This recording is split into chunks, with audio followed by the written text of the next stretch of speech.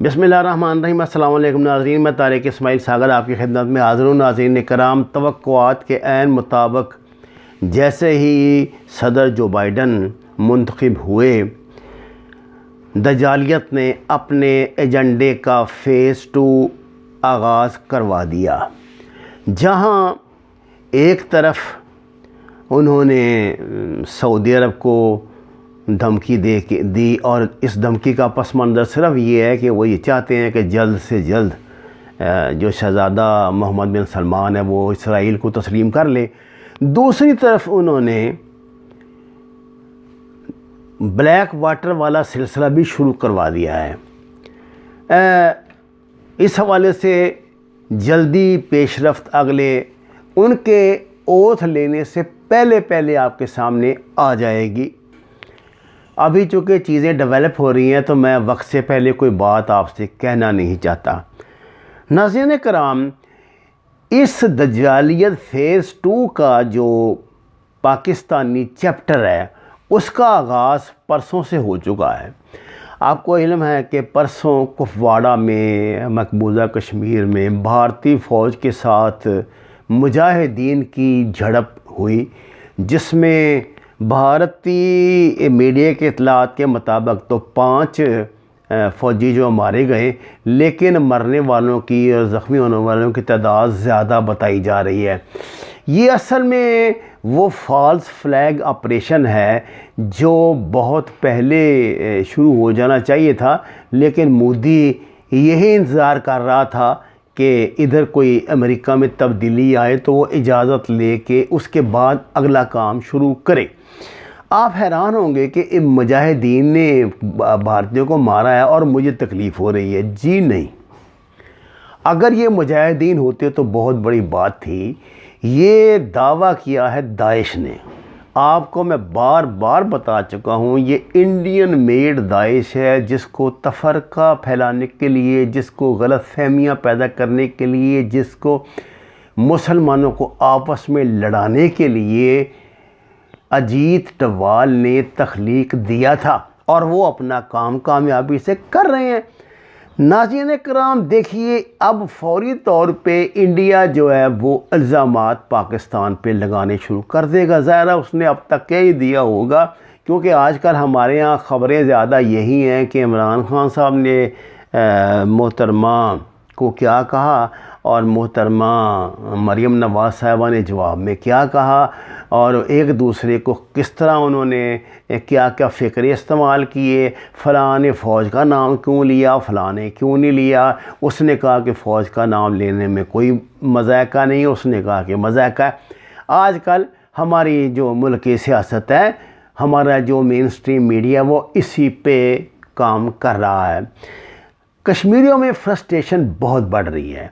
एक तो उनको जो ये ड्रैकोनियन लॉ इंडिया ने पास किया है कि दुनिया का कोई भी बंदा चाहे तो वहाँ जायदाद ख़रीदे, इन्वेस्टमेंट करे और अपना कारोबार करे, और इंडिया का कोई भी शहरी, दुनिया का कोई भी शहरी चाहे तो सिटीज़नशिप इंडिया की लेके वहाँ इत्मीनान से रह सकता है, जिसके जवाब में बहुत बड़ी सरमायाकारी वहाँ पर आ रही है, जिसके जवाब में वहाँ कश्मीरियों की जायदादें ज़बरदस्ती बिकना शुरू हो गई हैं। कश्मीरियों को उनकी आबादी की डेमोग्राफी तब्दील कर दी गई है, हो गई है। जिस रोज़ कंसेंस होगा ना तो आपको पता लग जाएगा कि ये बातें जो मैं कह रहा हूँ वो हो चुकी हैं। अब आपको पता है इस ड्रैकोनियन लॉ के ख़िलाफ़ 5 या 6 रोज़ पिछले हफ्ते में कश्मीरियों ने बड़ी मुकम्मल हड़ताल की थी, जिसकी एक खबर 2 सतरी खबर भी पाकिस्तान के ना प्रिंट मीडिया ने दी, ना पाकिस्तान के इलेक्ट्रॉनिक मीडिया में इस हवाले से कोई बात की गई। सिर्फ मैंने आपकी खिदमत में एक वीडियो में ये बता दिया था कि ऐसा हो रहा है। नाज़रीन कराम, जिस बेरहमी से हम इस वक्त मकबूजा कश्मीर को और इस मसला कश्मीर को नज़रअंदाज कर रहे हैं, मुझे शक हो रहा है, अल्लाह ताला करे ये झूठ हो, मुझे शक हो रहा है कि मैटर कहीं ना कहीं डिसाइड हो चुके हैं और ये सारी अब ड्रामेबाजी चल रही है। ड्रामे का एक एक्ट चलेगा, फिर दूसरा चलेगा और जिसके बाद क्लाइमेक्स आएगा और ड्रामा ख़त्म।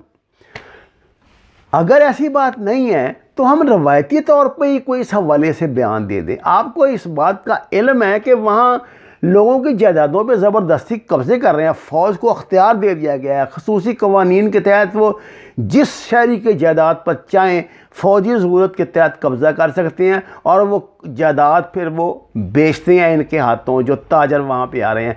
और इन ताजरों में सबसे बड़ा ताजर जो है वो UAE है और सऊदी अरब है, जो वहाँ अपने लाखों अरबों डॉलर की सरमायाकारी कर रहे हैं। उनको तो बिज़नेस चाहिए, चाहे दुनिया में कहीं भी हो, कैसा भी हो। आपको पता है कि UAE ने तो अब जना को भी जायज़ करार दे दिया है, उन्होंने तो शराब नोशी को भी जायज़ करार दे दिया है, उन्होंने तो बग़ैर निकाह के आपस में जिनसी मिलाप को भी कानून का हिस्सा बना दिया। तो उनके लिए तो कोई मामला रहा नहीं। इसराइल को तस्लीम करने के बाद ज़ाहिर है उसके असरात भी तो इधर आने थे। उधर शहज़ादा जो है वो तुला हुआ है पाकिस्तान के ख़िलाफ़, वो तैयब उर्दगान का जाने कितने नस्लों का गुस्सा वो हम पे उतारने पे तुला हुआ है उधर। और हमें इस बात का इल्म है कि एक लफ्ज़ भी हमारे हक़ में ये नहीं कहेंगे। ये जो कुछ भी करना है पाकिस्तान ने करना है या ले दे के बेचारे तैयब उर्दगान है, शायद वो कोई बयान दे दे जब उनका इधर ख्याल आए, क्योंकि उनको भी ऐसे इन्होंने गोरख धंधे में फंसा दिया है कि वो भी उनका भी जो जब वो तशरीफ़ लाए थे तो एक जो 1.5 लीरे का $1 था, आज 5-5.5 लीरे का $1 है। यहाँ इकॉनमी पहुँच चुकी है उनकी। देखिए हवा में बातें मारना, तलवारें चलाना, बढ़ के मारना और सिर्फ इसी बात पे खुश होते रहना कि वो सुन्नी अकीदा हैं और जनाब वो अरबों के ख़िलाफ़ हैं और वो अपना ताल्लुक़ जो सल्तनत उस्मानिया से जोड़ते हैं, काफ़ी नहीं है।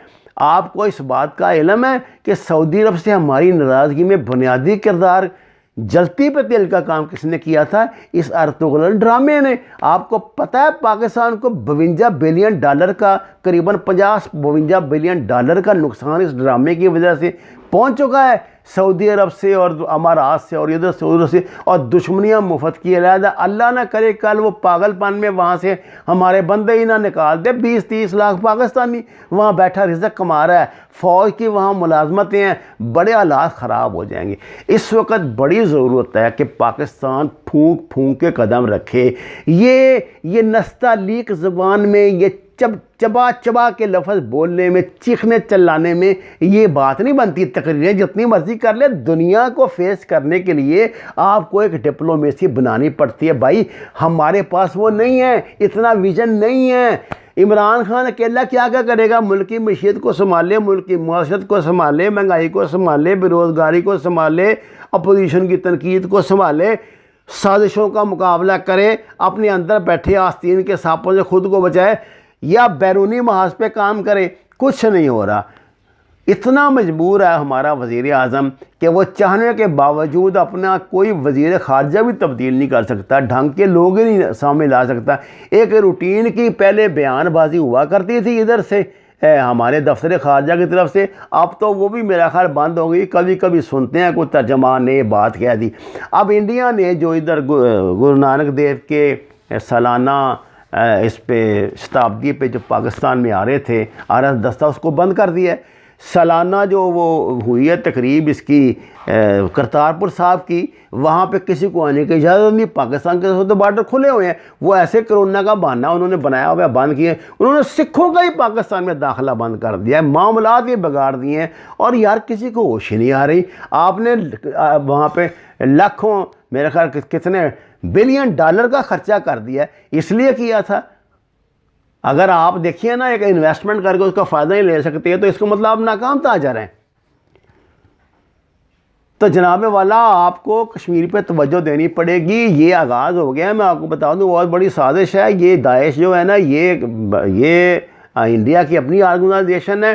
पाकिस्तान पे वो इल्ज़ाम लगाएंगे, पाकिस्तान के ख़िलाफ़ माहौल बनाएंगे। ऐसे ही ये बिपिन रावत ने स्टेटमेंट नहीं दे दी, इस स्टेटमेंट का एक पस मंज़र है। वो पस मंज़र अब आपके रोशन हो जाना चाहिए। इसलिए भाई संभल के कदम उठाओ। साजिश का आगाज़ हो चुका है, संभल जाओ। ये आपस के झगड़े ये तुम्हें तबाह बर्बाद कर देंगे। और मैं फिर आखिरी बात ये कहूँगा कि ये जो अपोजिशन ने मुहिम शुरू की हुई है इस्टेब्लिशमेंट के ख़िलाफ़ या फ़ौज के ख़िलाफ़ इस्टेब्लिशमेंट, तो वो कहते हैं मैं तो सीधा साधा फ़ौज का नाम लेता हूँ। ये हाइब्रिड वार का क्लाइमेक्स है। वमा अलैना इल्लल बलागुल मुबीन। नाज़रीन कराम, दरख्वास्त कुरान और नमाज को तर्जुमे के साथ जानिए। घर में जितनी जगह मैसर हुआ सब्ज़ियाँ काश्त करें। हमारे चैनल को सब्सक्राइब करें, लाइक्स दें, सच के सफ़र में हमारा साथ दें। आपका बहुत शुक्रिया।